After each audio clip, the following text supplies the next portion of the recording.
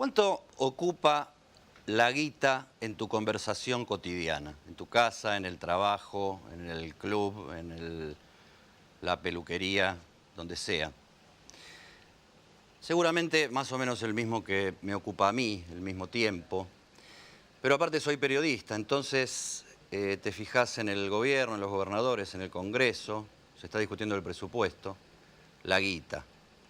Sube el dólar, baja el dólar, la guita. Sube la tasa, baja la tasa, la guita. Sube el riesgo país, baja el riesgo país, la guita.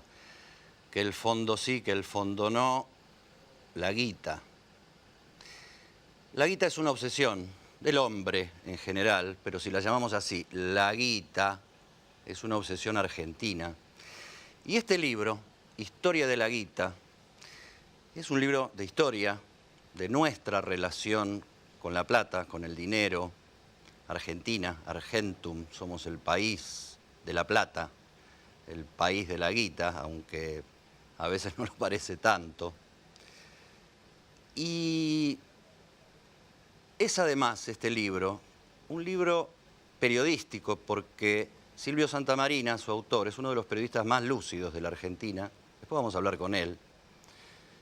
Y no sacó este libro en cualquier momento, sacó este libro en el momento en que estamos todos locos por la guita.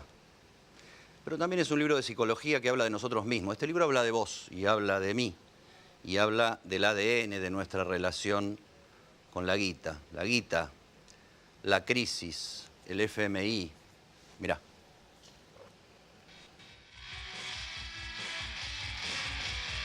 Hay que pasar el invierno. Lamentablemente nuestro punto de partida es muy bajo. Muchos desatinos y de errores nos han conducido a una situación realmente crítica y estos errores provienen de mucho tiempo atrás. Es muy difícil que este mes puedan pagarse a tiempo los sueldos de la administración pública. Se están juntando los últimos pesos que entran para tratar de hacerlo, pero no hay ninguna garantía de que lo podamos hacer. En todo caso, los sueldos no hubieran podido pagarse en su totalidad si no hubiera mediado el último depósito en dólares que nos ha hecho el Fondo Monetario Internacional.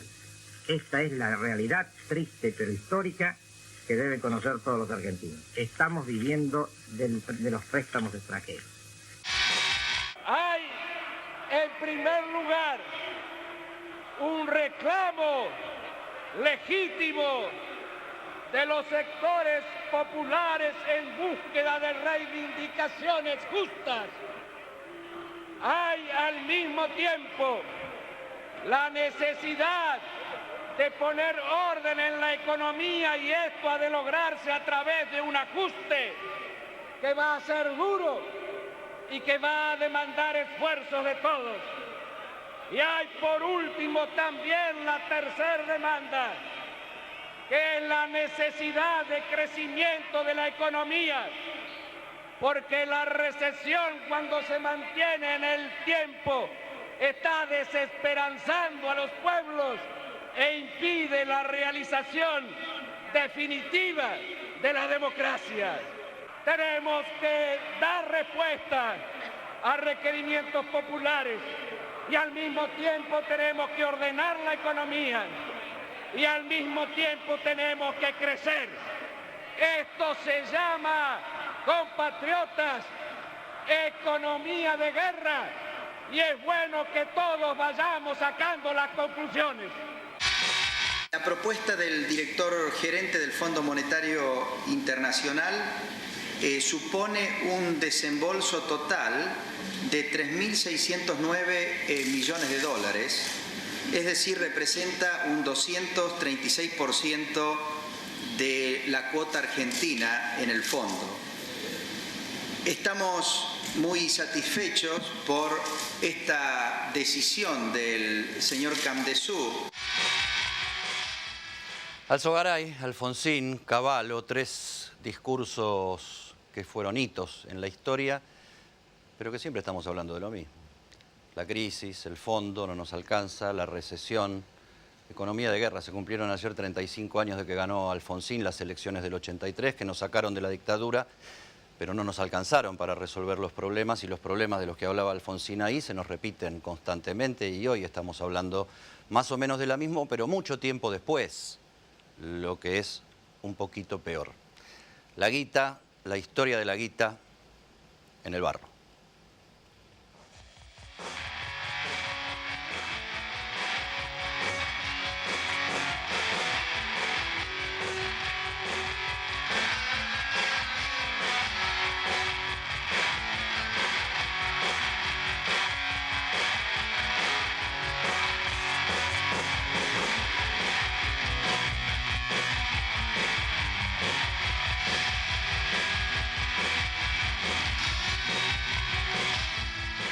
Mete las patas en el barro hoy, bueno, las mete seguido, pero en este programa se llama En el barro Daniel Arroyo. Daniel Arroyo es diputado nacional, es especialista en temas sociales, es politólogo.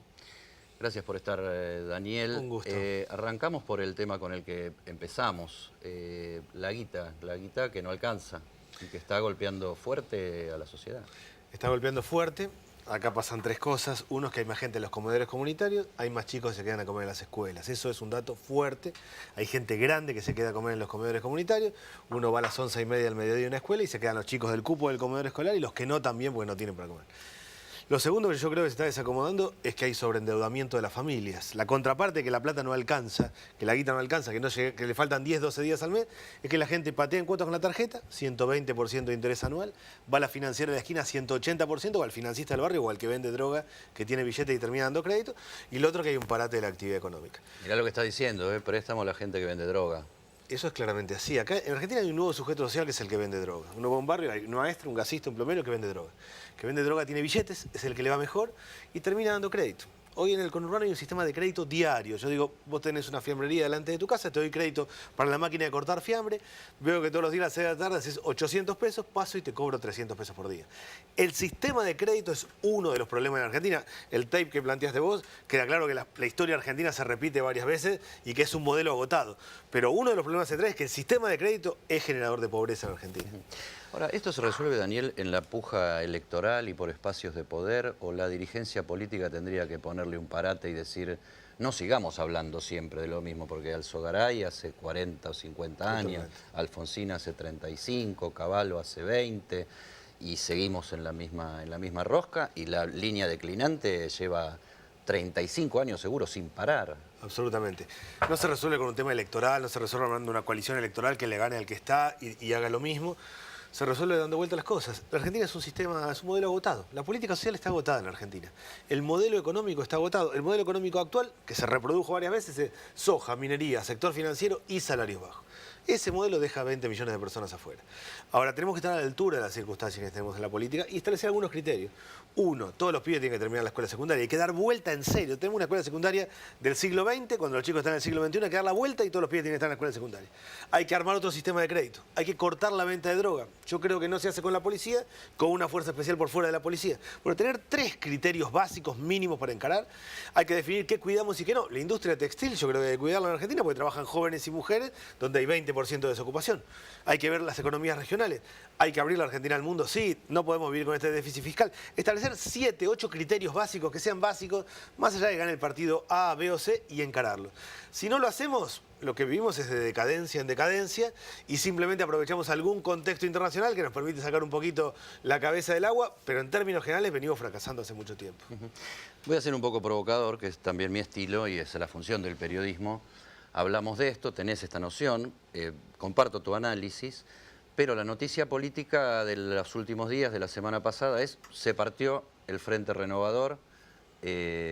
Felipe Solá, vos y otros dirigentes abrieron un espacio aparte y eso lo que impacta es directamente en la campaña electoral del año que viene. ¿Estamos discutiendo el país y la economía o estamos discutiendo la política y los espacios de poder? Nosotros tratamos, y yo lo hago sanamente, de discutir el país y la economía. Nos armamos un interbloque de 10 diputados, 5 que venimos del Frente Renovador, con una idea básica y es hacer un puente para que haya una única oposición unida. No es lo electoral realmente lo que me define a mí, sino la idea de que tiene que haber una única oposición unida, amplia, del conjunto. Del conjunto es del conjunto del peronismo, más los movimientos sociales, más otros sectores críticos.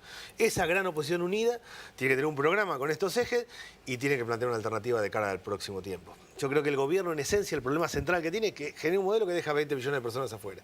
Si nos fragmentamos, gana el gobierno y sigue, lo que tenemos que hacer es una gran oposición unida, amplia, con todos. Ese es el objetivo. Lo que estás diciendo, tratando de interpretar, es de alguna manera la discusión discusión no es Cristina sí, Cristina no. No, la discusión es todos juntos adentro y no hay límites.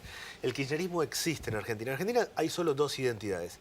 El macrismo, hay una parte de la gente que dice esto es lo que hay que hacer, y el que dice los últimos 70 años fueron desastrosos, y el kirchnerismo. Uno va a un barrio de kirchnerismo, va a un grupo de pibes de kirchnerismo, va a la plaza de kirchnerismo. Es el 30, el 35%, lo que fuera, hay identidades. Hacer como que no existe esa identidad es una actitud adolescente, es tratar de no mirar lo que sucede. Con eso solo no alcanza, hay que armar una gran oposición unida.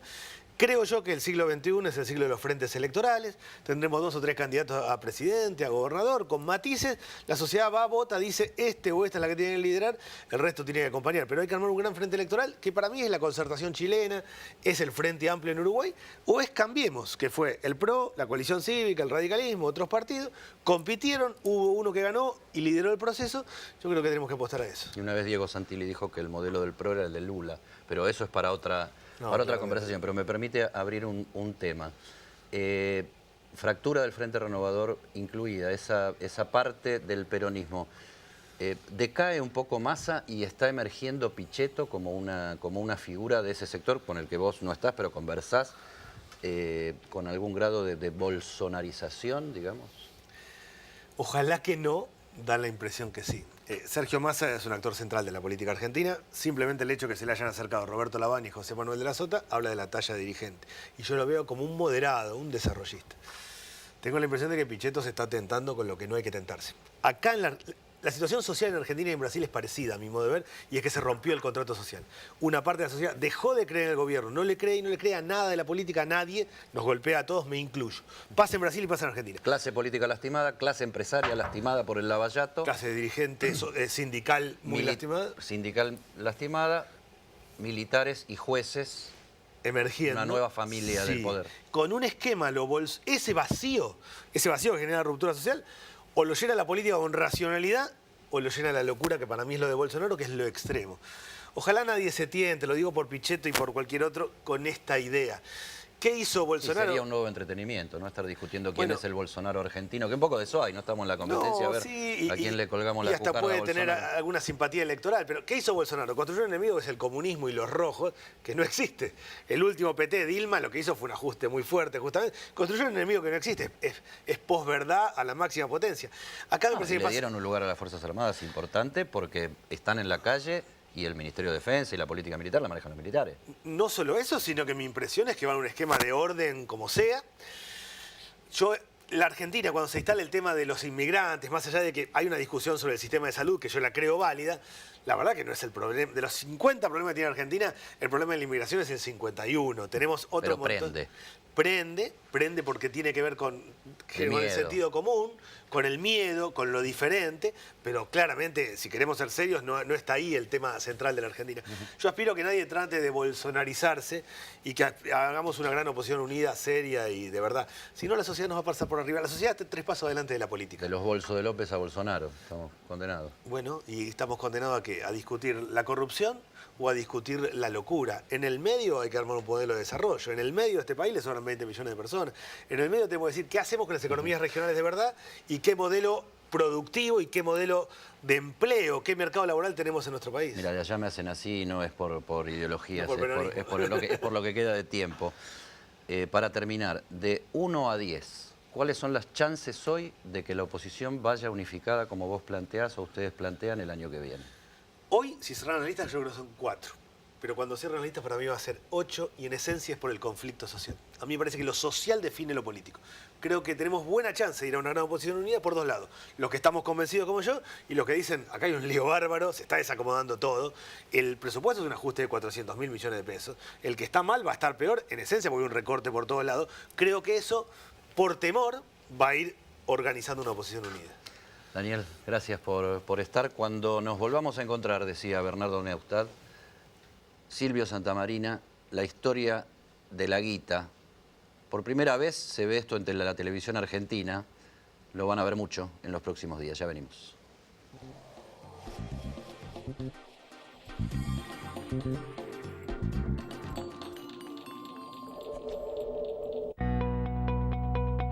El El gobierno de Morón continúa con el plan de repavimentación en los barrios y avanza con nuevas obras de asfalto en Morón, Castelar, El Palomar y Aedo. Ya se asfaltaron 120 calles de tierra e instalaron 9.000 luces en los corredores principales para mejorar la circulación vial y la seguridad zonal. Ponemos en valor tu barrio, crece tu barrio, cambia Morón. Morón Gobierno.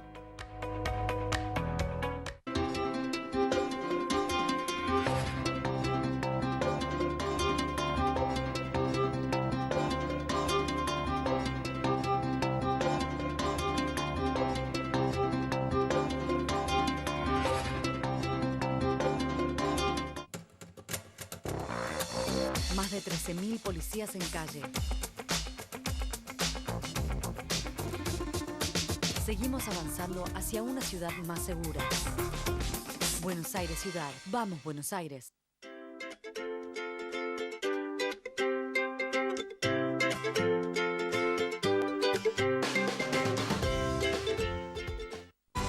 En la Ciudad Autónoma de Buenos Aires, vivir mejor es ley. Legislatura de la Ciudad Autónoma de Buenos Aires.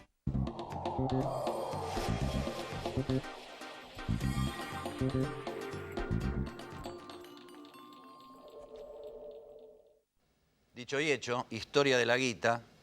Y acá en el barro, Silvio Santamarina. Silvio es un amigazo, un compañero de trabajo, nos vemos todos los días, es el editor ejecutivo de la revista Noticias. Y se metió en esta patriada, primer libro con el trabajo cotidiano y las responsabilidades cotidianas, hijos y todas esas cosas, meterse en un libro que de alguna manera es un hijo, ¿no?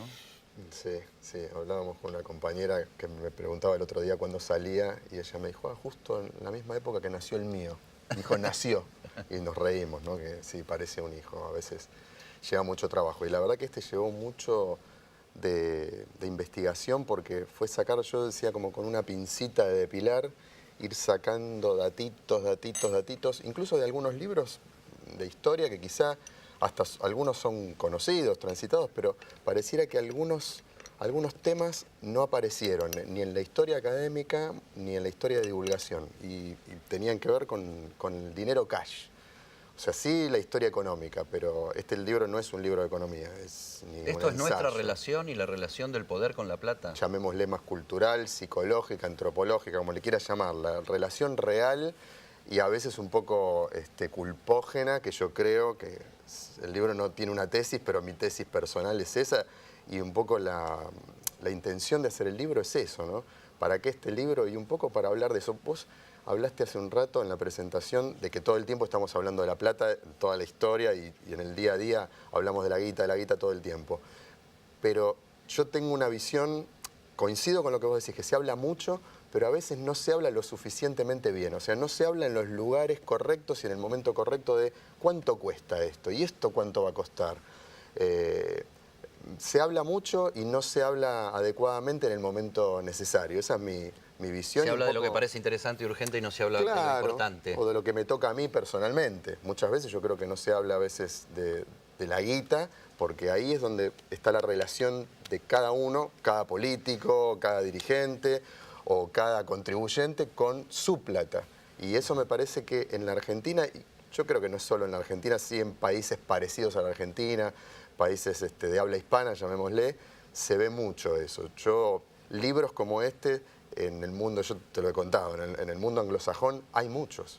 Y casi no hay poco y nada prácticamente en el mundo hispano, no solo en Argentina. ¿Cuánto tuvo la cabeza de periodista para elegir el tema? Porque vos salís con Historia de la Guita en un momento de convulsión, o sea, donde nos preguntamos incluso todo el tiempo, ¿y por qué estamos tan fanatizados con el dólar? ¿Y por qué el dólar? ¿Y por qué el dólar?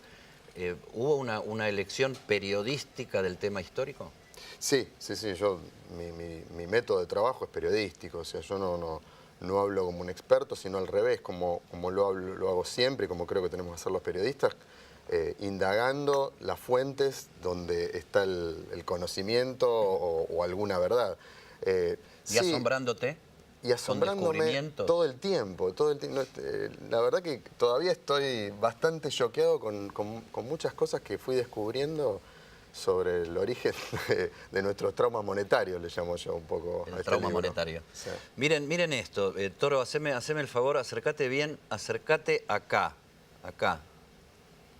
Este es uno de los primeros, es el primer billete argentino que tiene un prócer. Y como en 1827 no teníamos próceres, porque estaban todos vivos, los que después fueron próceres. O se estaban matando entre ellos. O se estaban matando entre ellos, mejor dicho, o el que iba a ser padre de la patria se estaba exiliando y yéndose de la Argentina harto de las internas y las conspiraciones. En este billete está George Washington, que había muerto hacía unos 30 años atrás, 28, 29 años atrás. Estados Unidos. Primer presidente de Estados Unidos. ¿Esto explica de alguna manera nuestra relación con el dólar?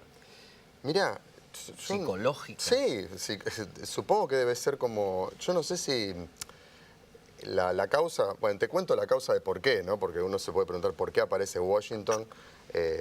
Desde hoy uno... Nunca fue un prócer para nosotros. Claro, desde hoy uno, un nacionalista argentino, diría, bueno, porque ya estábamos vendidos a Estados Unidos. Bueno, más que vendidos, comprando, porque lo que pasó es que en ese momento estaba habiendo falta de dinero, de billetes de buena calidad. Acá se hacían de muy mala calidad. Eso generaba dos problemas. El billete de mala calidad era muy falsificado, una costumbre que no es solo argentina, pero la verdad que la he registrado mucho, en muchísimas anécdotas y mucha preocupación en los gobiernos. ¿Plata falsa o del minuto uno? Pero monedas y plata falsa Desde lo que loco. se imprimió lo primero, se hizo la falsificación. Billetes impresos muy rústicamente, como eran los anteriores a este que vos estás viendo, que se empezaron a imprimir pocos años después de la independencia, digamos, eran muy fácilmente falsificables, porque se hacían en el taller de al lado el mismo billete y se copiaba muy fácil. ¿Y que la tecnología de ese momento estaba en Estados Unidos? Exactamente, ahí había una tecnología mucho más desarrollada.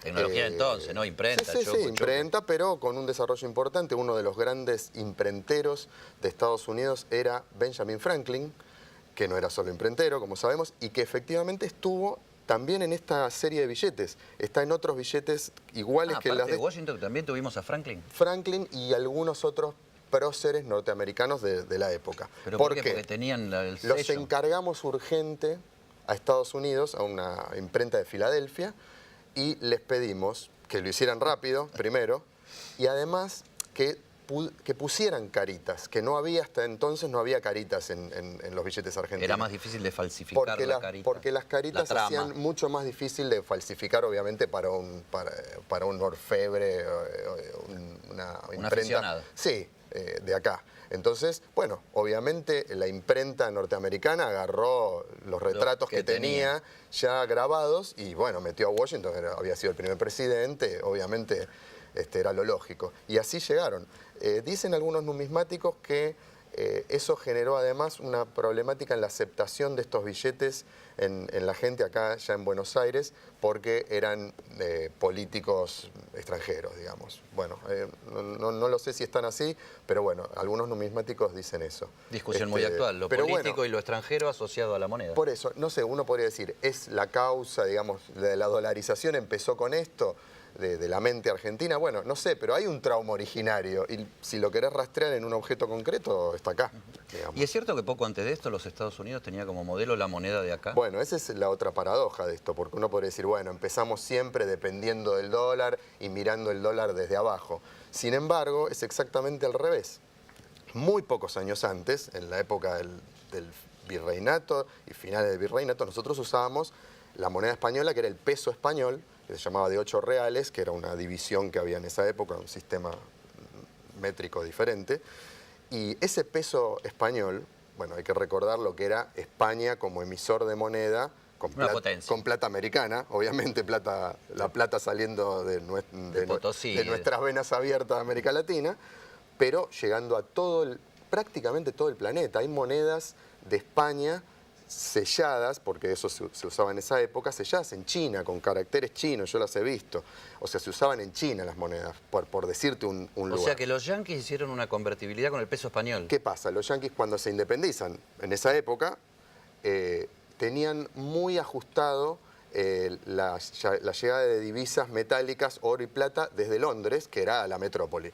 Porque de la que se acababan de independizar. Londres quería concentrar todo el metal en sus bancos y no repartirlo en sus colonias. Bueno, los norteamericanos querían fundar una gran nación, para eso se necesitaba plata, y entonces, ¿qué iban a hacer? Fueron a la plata que tenían más cerca. Recordemos que ahí tienen a México. Entonces, por ahí entraba, México es uno de los lugares junto con Potosí, que es más cercano a Argentina, lugares donde se producía, se generaba la plata y se acuñaban las monedas de plata.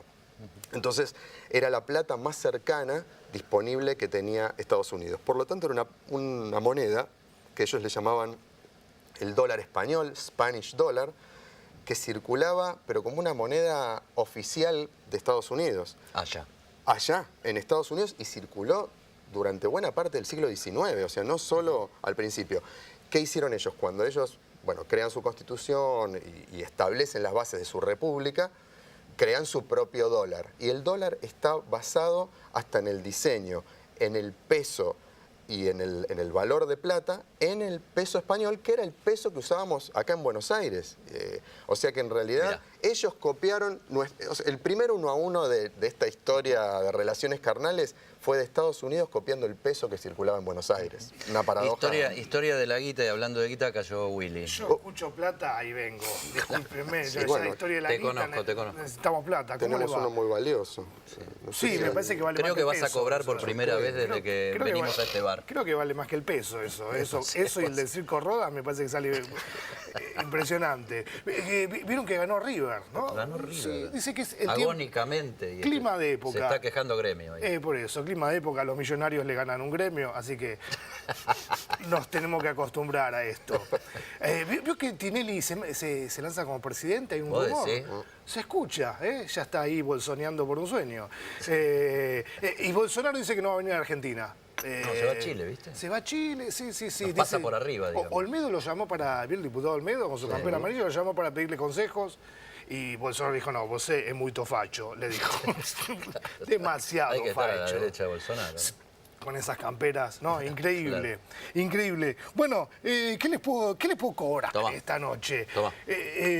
Impresionante. Quédate con el vuelto. Te llevas un Washington original. Mira, mostralo. Increíble. Mostralo así. Increíble, qué belleza. Esto voy a la calle Libertad. Ni me digas lo que salió porque eso paga todo. Pero por supuesto, después le traigo el vueltito. Aparte Silvio tiene que salir a recaudar vendiendo este libro. Mostralo del otro lado también. Esto puede ser un error, pero esto históricamente estaría bien, porque en esa época casi no había billetes impresos de doble faz. No se usaba por costos y por cuestiones técnicas. Imprimirlo de los dos lados era casi imposible o muy costoso, y eran así los billetes. Como las empresas es real esto que te estamos Como hablando. las empresas que trabajan la reta, que dicen que es muy difícil verguita. Dicen, pero... Silvio, plata escondida en conventos en la Argentina, plata negra. Bueno, parece algo reciente, ¿no? Yo cuando estaba... ¿Te acuerdan del caso López y los bolsos, no? Yo cuando estaba empezando el libro fue más o menos, coincidió con el hallazgo de lo de López, ¿no? Cuando empezaba la investigación. Todavía no había llegado a ese dato, pero tenemos algo así como los cuadernos de Centeno de esa época, que son de un libro que en realidad para los historiadores es bastante conocido, pero por esas cosas que te contaba antes de algún tabú que hay con el dinero.